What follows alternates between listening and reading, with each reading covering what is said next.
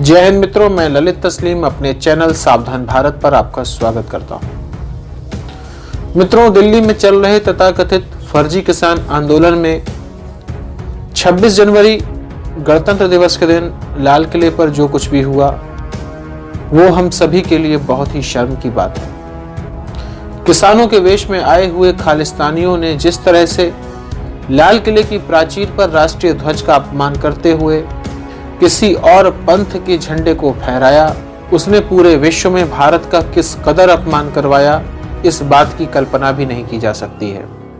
इस पूरे तथाकथित फर्जी किसान आंदोलन में किसान तो हैं ही नहीं, जितने भी लोग आए हुए हैं वे सारे के सारे दुर्दांत अलगाववादी, आतंकवादी और देश विरोधी तत्व हैं जो किसान आंदोलन के नाम पर देश तोड़ने की बात कर रहे हैं।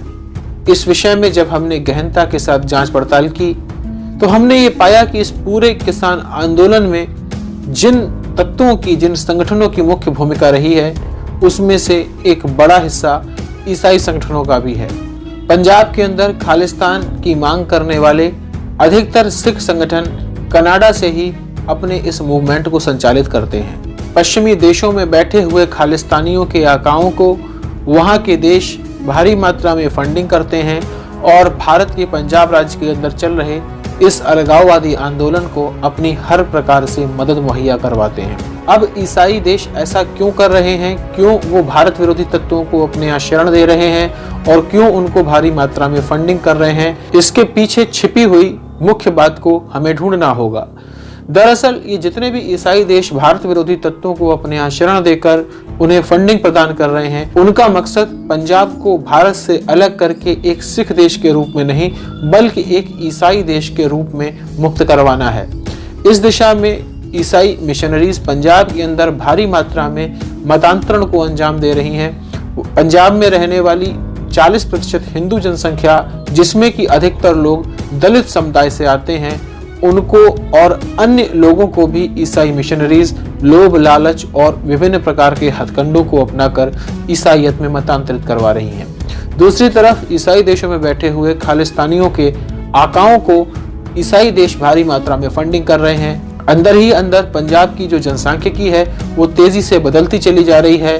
एक अनुमान के मुताबिक पंजाब के अंदर इस समय ईसाई जनसंख्या का प्रतिशत 15% तक पहुंच चुका है, जिसमें लगभग 10 से 12% वहां की हिंदू जनसंख्या है और 3 से 5% जनसंख्या वहां की सिख जनसंख्या है जो कि ईसाईयत में मतांतरित हो चुकी है। आगे तेजी से इस दिशा में कार्य किया जा रहा है।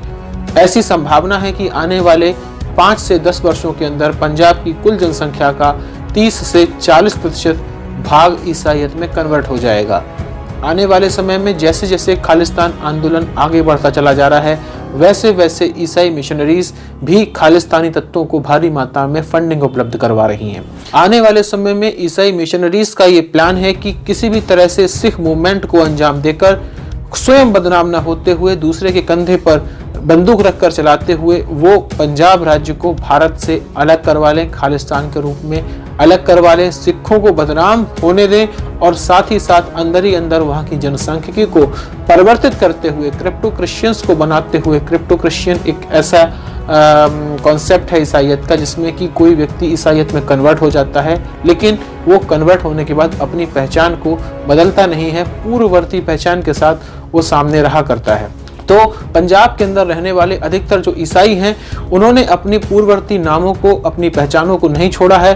वो पगड़ी भी पहनते हैं, कड़ा भी पहनते हैं, गुरुद्वारों में भी जाते हैं, लेकिन वो अंदर से ईसाई हैं और वो जो हिंदू जनसंख्या कन्वर्ट हुई है वो भी अपने हिंदू नामों के साथ रह रही है। उनमें से कुछ ने अपने नाम चेंज भी किए हैं। तो ये जो प्रतिशत है ईसाइयों का, क्रिप्टो क्रिश्चियंस का, ये लगातार बढ़ता चला जा रहा है। राज्य और देश की नजर में ये अभी भी सिख और हिंदू के रूप में बने हुए हैं। इनका ये मिशन है कि यदि ये पंजाब राज्य को भारत से अलग करवाने में सफल हो जाते हैं तो उसके बाद ये अपनी असली पहचान को जाहिर करेंगे और ये ईसाई के रूप में सामने आ जाएंगे। उस समय पंजाब में रहने वाले सिख समुदाय के लोगों को और हिंदुओं को जब ये पता चलेगा कि हमारे बीच में रह रहे हमारे ये सिख और हिंदू लोग वास्तव में ईसाई लोग थे और इन्होंने हमारे साथ छल करके पंजाब राज्य को भारत से अलग करके खालिस्तान नामक देश के रूप में बना लिया, तो निश्चित ही पंजाब राज्य के ये सिख और हिंदू लोग अपने आप को ठगा हुआ महसूस करेंगे। तो मेरा पंजाब के अंदर रहने वाले समस्त सिखों और हिंदुओं से ये निवेदन है कि वे ईसाई मिशनरीज के द्वारा चले जा रहे इस षड्यंत्र को अच्छी तरह से समझें और उनके राज्य में अंदर ही अंदर क्या खिचड़ी पक रही है इसके विषय में वो सावधानी के साथ चिंतन करें, मनन करें और आने वाले समय में इस पर उचित कार्रवाई भी करें। मौजूदा समय में किसान आंदोलनों की आड़ में कई ईसाई संगठनों ने प्रदर्शन किया, किसान संगठनों को अपना समर्थन प्रदान किया। इसके अलावा विक्की थॉमस नाम का जो एक ईसाई मिशनरी है, जो कि कांग्रेस नेता भी है, ये सरदार के वेश में, एक सिख के वेश में दिल्ली लाल किले पर दंगा करने पहुंचा। इसने अपनी तस्वीरें भी सोशल मीडिया पर पोस्ट की थी। जब हमने इसकी वॉल पर जाकर इसकी तस्वीरों को टटोला तो हमने पाया कि पूर्व में भी इसने कांग्रेस के कई बड़े नेताओं के साथ अपनी तस्वीरों को सोशल मीडिया पर डाला हुआ था। तो एक तरह से ये ईसाई मिशनरीज और कांग्रेस का एजेंट है, जो कि एक फर्जी सिख के वेश में दिल्ली लाल किले पर दंगा फैलाने के लिए आया हुआ था। तो ऐसे कई ईसाई संगठन और ईसाई मिशनरीज हैं जो कि इस दिल्ली में प्रायोजित होने वाले फर्जी किसान आंदोलन को अपना समर्थन प्रदान कर रहे हैं। इसके पीछे इनकी असली मंशा क्या है, इसके बारे में पता लगाते हुए राज्य सरकार और केंद्र सरकार को उचित निर्णय लेना चाहिए, इन पर उचित कार्रवाई करनी चाहिए। मेरा अनुरोध है कि भारत सरकार और भारत की न्यायपालिका इस मामले को त्वरित संज्ञान में लेते हुए इस पर उचित कार्रवाई करें। तो मित्रों, मिलते हैं अगले वीडियो में। जय हिंद।